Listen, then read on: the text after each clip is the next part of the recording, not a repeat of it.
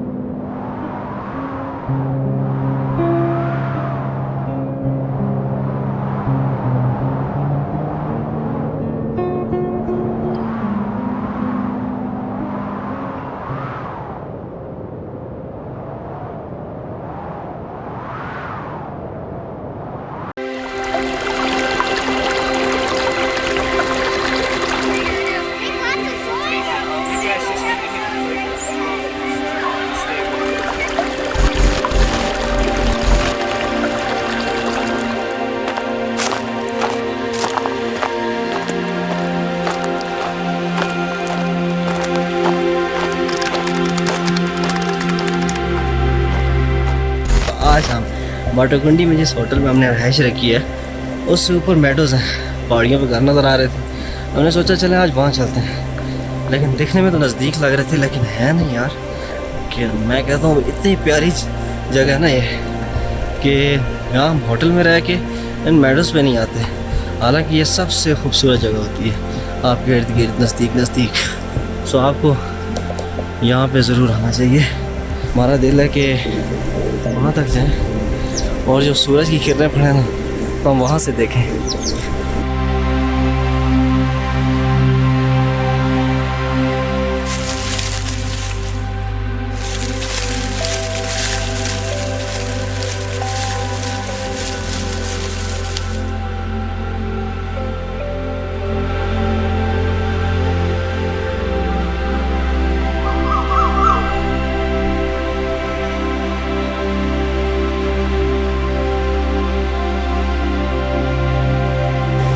हाँ ब्रदर, क्या टाइम हुआ है इस वक्त? सुबह के 7:30 बज रहे हैं। इट्स मीन्स कि हम इजीली पहुंच जाएंगे ऊपर तक इंशाल्लाह। अब तकरीबन हम करीब ही पहुंच चुके हैं।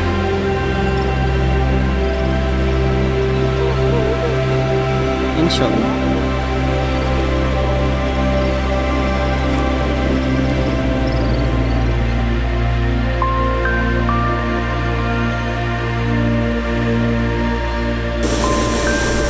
हाँ तो जनाब फाइनली करीब पहुंचने वाले हैं, लेकिन इस वक्त भी थोड़ा रास्ता बाकी है। थोड़ा क्या मीन्स मुझे लग रहा है 15 से 20 मिनट लग सकते हैं, लेकिन बहुत हाला प्लेस है। हर कोई यहाँ पे नहीं आ सकता बिकॉज रास्ता ऐसा है, आप थक जाते हैं। लेकिन इन डेंजरस रास्तों से गुजरने के बाद ही एक ना आपको आला व्यू नज़र आता है, और उसके लिए आपको थोड़ा ये रास्ता इख्तियार करना पड़ता है, जिसके बाद आप फाइनली एक ऐसी जगह को डिस्कवर करते हैं ना कि आपका दिल खुश हो जाता है। नेचुरल ब्यूटी को देखने के लिए आपको एक दफ़ा थकना ज़रूर पड़ता है। सुना है कि लाइफ में एक वक्त ऐसा आता है कि जब आप चलने फिरने के काबिल नहीं रहते। आई मीन्स बुढ़ापा आप पे हैवी हो जाता है, तो आप में वो चलने की ताकत ही नहीं रहती। तो फिर उन लम्हात में हम इन दिनों को ज़रूर याद करेंगे कि मैं और मेरा दोस्त इन पहाड़ों को सर किया करते थे। ज़िंदगी एक नेमत है और इस वक्त हम इसको खूब इंजॉय कर रहे हैं।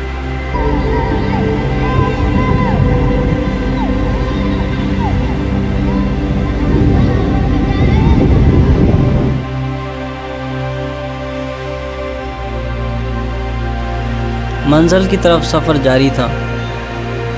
रंग बिरंगे फूल लगे हुए थे रास्ते में जो दिल को काफ़ी पा रहे थे। पहाड़ी इलाकों में सर्द मौसम जो होता है ना वो काफ़ी शदीद होता है। मीन्स के बर्फ़बारी की वजह से ज़िंदगी मफलूज होकर रह जाती है। अलबत्ता गर्मियों का मौसम इंतहाई खुशगवार होता है।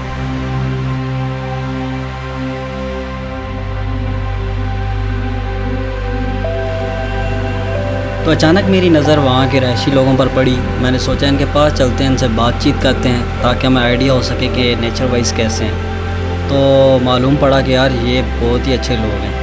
थोड़ी देर बैठे और उसके बाद उन्होंने हमें कहा कि आप रुकें, आपके लिए चाय आ रही है। और कुछ टाइम गुजरने के बाद हमने देखा तो एक अम्मा जी हमारे लिए चाय लेके वहाँ पहुँच गई। यार उन्होंने हमारा दिन बना दिया था। वहाँ पे हमें बैठ के इतना अच्छा फील हो रहा था जैसे हम अपनी फैमिली में बैठे हैं।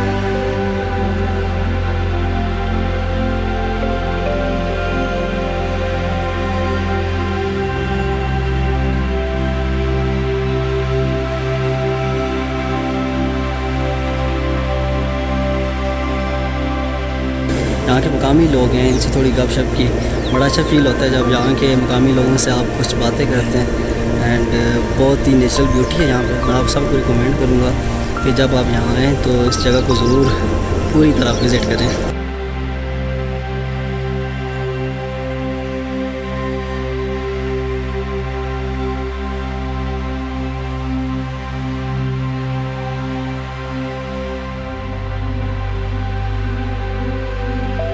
और काफ़ी तवील सफ़र करने के बाद एटलीस्ट हम पहाड़ी को सर कर चुके थे, ऊपर पहुंच चुके थे और काफ़ी हैप्पी थे बिकॉज़ यार काफ़ी एफर्ट करने के बाद हम यहाँ तक पहुँचे थे। इस वक्त पूरा बुरवाई जो इलाका है वो हमारी नज़रों के सामने था और हम अपनी जीत का जश्न मना रहे थे। हाँ तो जनाब फाइनली इस वक्त हम कुनार रिवर पे रुके हैं रिवर राफ्टिंग के लिए। सो बहुत ही अमेजिंग प्लेस है यार। वेदर भी आला है, हर तरफ बादल ही बादल आए हैं। और अभी हम करेंगे रिवर राफ्टिंग और उसकी कुछ हाईलाइट्स आपको चेक कराएंगे, आपसे शेयर करेंगे। होप कि आपको वीडियो पसंद आएगी।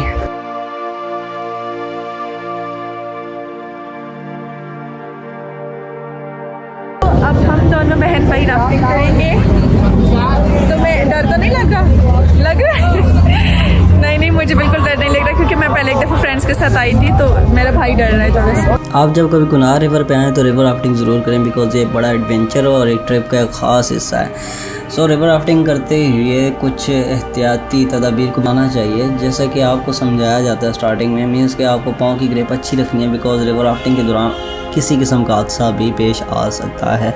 सो बी केयरफुल एंड करें, ज़रूर करें और बहुत सारा अपना ख्याल भी रखें। पाँव की ग्रिप आपने अच्छी रखनी है क्योंकि पानी का बहाव सेंटर पे काफ़ी ज़्यादा तेज़ होता है। Okay bro.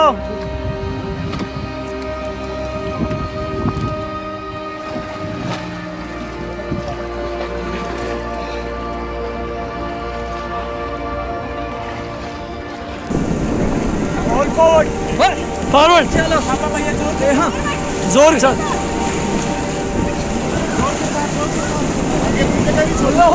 जगह जोनी stop stop stop.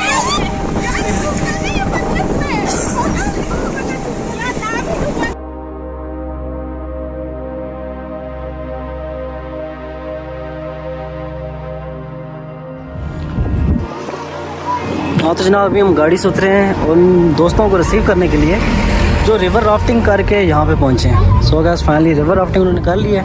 River rafting के दौरान यहाँ पे आपको उतारा जाता है इस पॉइंट में। अभी इन्होंने जूते नहीं पहने हैं, रिवर राफ्टिंग करके आ रहे हैं, जूते वगैरह इन्होंने गाड़ी में रखे।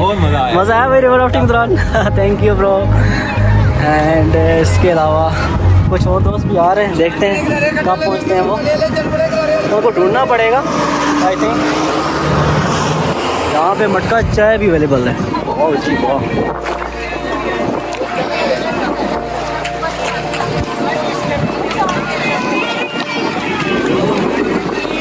ये पॉइंट है जहाँ पे रिवर राफ्टिंग के बाद सारे पहुँचते हैं। मैं तलाश कर रहा हूँ कि बाकी दोस्त किधर हैं, ढूंढना पड़ेगा अब उनको। हेलो अस्सलाम वालेकुम, कैसी रही रिवर राफ्टिंग? खूब एंजॉय किया। मज़ा आया ये रिवर राफ्टिंग पे? गाड़ी बहुत लेट आई है ऊपर से सीधा आगे सारे दोस्त पहुंच गए जनाब। तो काफ़ी सारे हमारे दोस्त गाड़ी की छत पे इस वक्त बैठे हैं। ये जी दोस्त जो रिसीव करने के लिए यहाँ पे खड़े हैं, काफ़ी सारे दोस्त छत पे।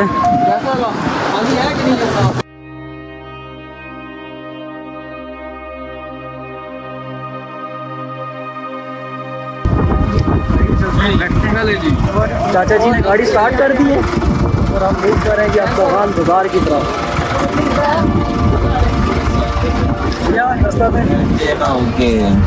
हम लोग हो गए सारे इसमें गाड़ी में बैठ चुके हैं।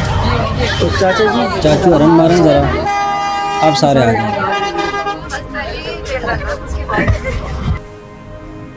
जब रास्ते इतने ज़बरदस्त किस्म के हों तो आपका भाई गाड़ी की छत पे बैठना ज़्यादा बेहतर समझता है, बिकॉज खूबसूरत वाटरफॉल जिनका पानी रोड के ऊपर से गुजर रहा था और गाड़ियाँ उनके बीच में से जा रही थी। आपका भाई काली एनक लगा के गाड़ी की छत पे बैठ के लाइव कलर ग्रेडिंग करते हुए आसमान को देख रहा था। हर तरफ खूबसूरत नज़ारे थे। सारे दोस्त इंतहाई खुशगवार मूड में थे। भाई जिधर कैमरा जाता था दिल खुश हो जाता था।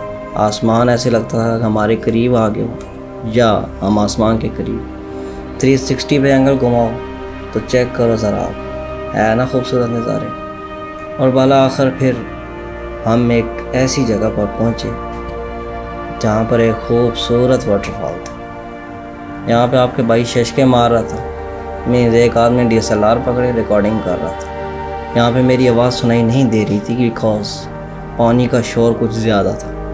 सो आप भी फील करें नेचुरल साउंड इफ़ेक्ट।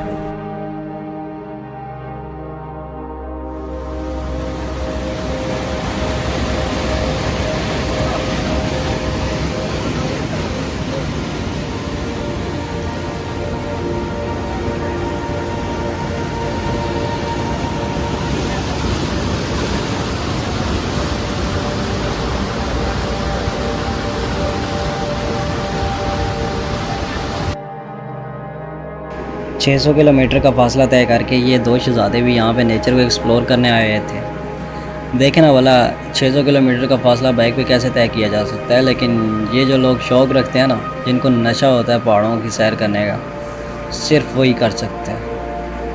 ये एक अजीब सा जुनून है, जिसे लग जाए वो कभी पीछे नहीं हटता है।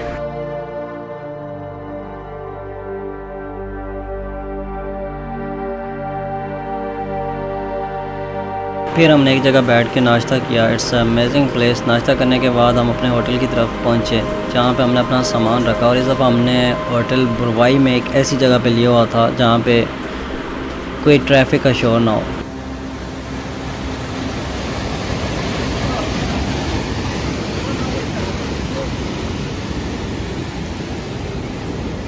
तो जनाब यहाँ पे आपका भाई बताने की कोशिश कर रहा है कि अभी हम पहुँच गए हैं होटल। नेचुरल ब्यूटी पीक पे है, आला मौसम है, और अभी हम जाने लगे हैं बाबूसर टॉप। तो हमारे साथ रहिएगा, चलते हैं बाबूसर टॉप। सो अगर बाबूसर टॉप पे आपको हर ड्राइवर लेके नहीं जाता। बात तो ये कहे कि आपको चुप करा देते हैं कि यार ऊपर ट्रैफिक जाम है, हम जा नहीं सकते।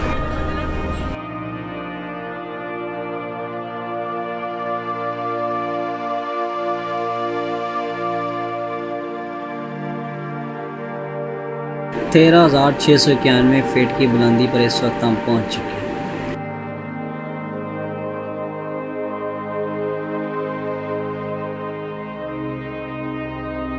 सो गए आखिरकार तवील सफ़र करने के बाद हम बाबूसर टॉप पहुंच चुके हैं, और बहुत ही अलग किस्म का व्यू है। इस वक्त मैं काफ़ी हाइट पे खड़ा हूँ और रास्ता बहुत ज़्यादा है। रास्ते में ट्रैफिक भी जैम होती है, लेकिन आपने दिल छोटा नहीं करना और इस चीज़ से बिल्कुल भी नहीं घबराना। लेकिन आपने एक दफ़ा आना ज़रूर है बाबूसर टॉप, क्योंकि जब आप यहाँ पे पहुँचते हैं तो आपकी सारी थकावट उतर जाती है, और क्योंकि यहाँ पे हद से ज़्यादा खूबसूरती है। ठीक है, जिप लाइन भी है, काफ़ी सारी एक्टिविटीज़ हैं, और आप मेरे पीछे यहाँ की खूबसूरती का अंदाज़ा बखूबी लगा सकते हैं।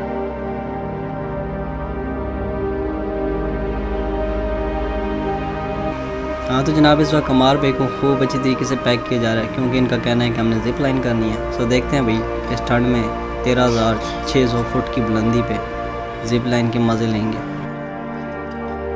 जमार भाई सो कैसा फील कर रहे हैं? अल्हम्दुलिल्लाह कॉन्फिडेंट।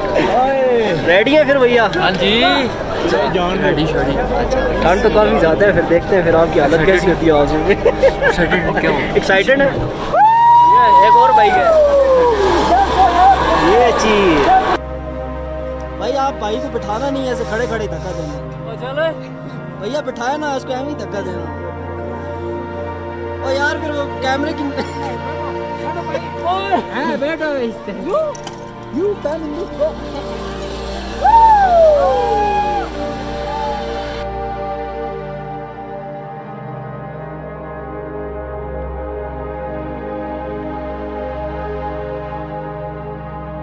कश्मीरी।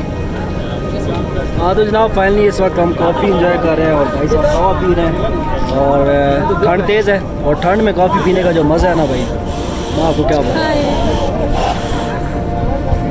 आयशा भी आ गई है। ऐसा क्या पियेंगे जी, कॉफ़ी चाय हम क्या लोगों ने पेट पूजा कर लिए। क्या किया बगैर बताए, बहुत मजा आया। क्या कुछ खाया पिया आपने?